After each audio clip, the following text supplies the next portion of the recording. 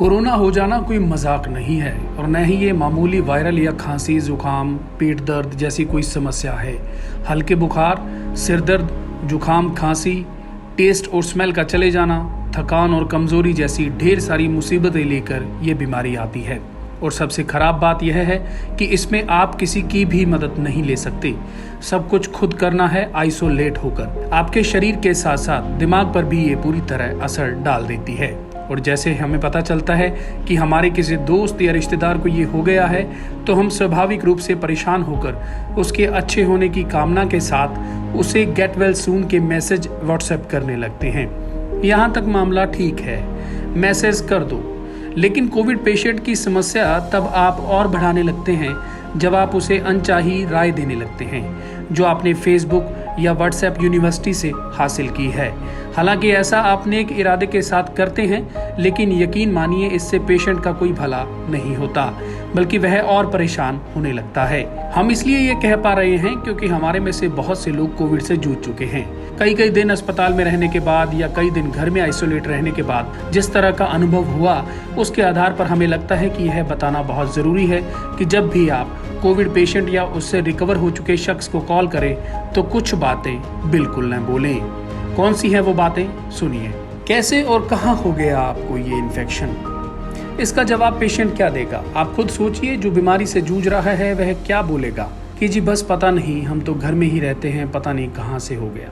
आपके इस सवाल के जवाब को खोजने के लिए वह अपने आसपास हर इंसान पर शक करने पर मजबूर होगा। शायद इसकी वजह से हुआ या उसकी वजह से।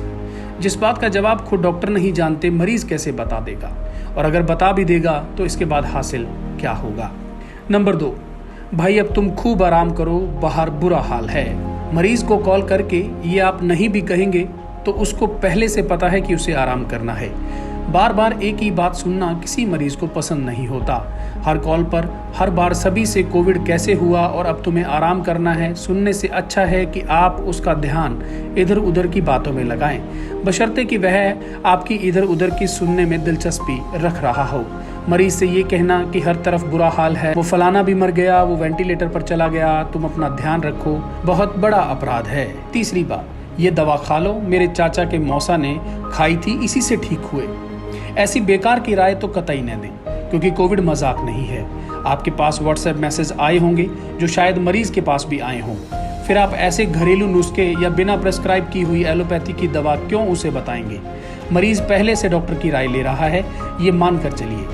हर मरीज की मेडिकल हिस्ट्री अलग होती है, जिसके आधार पर ही डॉक्टर दवा बताते हैं। हो सकता है कि जिस दवा को खाकर आपके चाचा या मामा या कोई रिश्तेदार ठीक हुआ हो, वो किसी और को सूट न करे, क्योंकि उसे बीपी या शुगर की समस्या हो सकती है।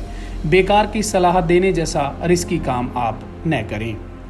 चौथी बात, आज कैसी तबीयत है? अब तो आप ठीक हो गए होंगे, कितने दिन हो गए? कभी कभी 2-3 दिन बाद हालचाल पूछना अलग है, और सुबह, दिन और शाम को और बताओ कैसा फील हो रहा है पूछना अलग है।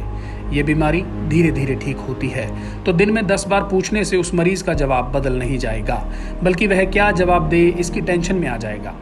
आपका ऐसा सवाल सुनकर मरीज यह सोचकर घबराने लगेगा कि मैं ठीक क्यों नहीं हो रहा हूँ। कई मरीजों ने एक चीज सीखी, इस बात का जवाब देना।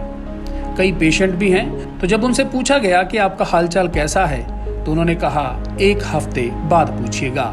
5वीं बात, तुमने बताया नहीं कि तुम्हें कोविड हुआ है, मेरा फोन भी नहीं उठाया। कोविड पेशेंट बहुत ज्यादा परेशान होता है। बीमारी का एक ऐसा दौर होता है जब बुखार और कमजोरी इतनी ज्यादा होती है कि हर फोन उठाना या हर कैसे हो का जवाब देना बहुत असंभव होता है। फिर कभी गलती से वह आपका फोन उठा ले तो आप ऐसे तंज कसने लगो, तो फिर सोचो मरीज पर क्या असर पड़ेगा। कोविड की पॉजिटिव रिपोर्ट जिस व्यक्ति के हाथ में आ जाती है तो फिर वह इसका प्रचार न कर पाए पूरी तरह से तो उससे नाराज न हो। ये न सोचे कि हमने तो बस तबीयत पूछी और ये कितना भाव खा रहा है। छठी बात, अस्पताल से आ गए, असली जंग अब घर में रिकवरी की है।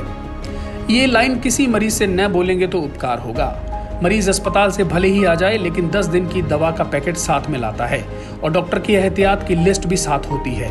उसे फोन करके ये डराना कि अब तुम्हें असली लड़ाई लड़नी है, रिकवरी का रास्ता कठिन है, तुम्हें ये करना होगा, वो करना होगा, वो नहीं करना होगा, जैसी बातें न कहे। उसे पता है कि आजकल ब्लैक फंगस और न जाने क्या क्या बीमारियां हो रही हैं। फ़ोन करके ये बताना कि तुम पूरा ध्यान देना, क्योंकि किसी को भी ये हो रहा है, वो भी हो रहा है, गलत है। कुछ वक्त दो मरीज को और एक प्यारा सा मैसेज काफ़ी है। अगर आपको ये सुनकर बुरा लग रहा है तो ज़रा सोचिए मरीज को कैसा लगता होगा। इसलिए अब अगर आप अगली बार फ़ोन या मैसेज करें तो हल्की फुल्की बात करके या अपने गुरु मुर्शिद की बात करके छोटा सा एक मैसेज डाल के, टेक केयर का मैसेज डालकर अपनी बात को शॉर्ट रखें। मरीज़ के हालात संभलते ही वह आपसे ज़रूर बात करेगा, और अगर आप उसके इतने करीबी हैं तो वह खुद ही आपको अपनी अपडेट दे देगा। ब्यूरो रिपोर्ट, सच कहूँ।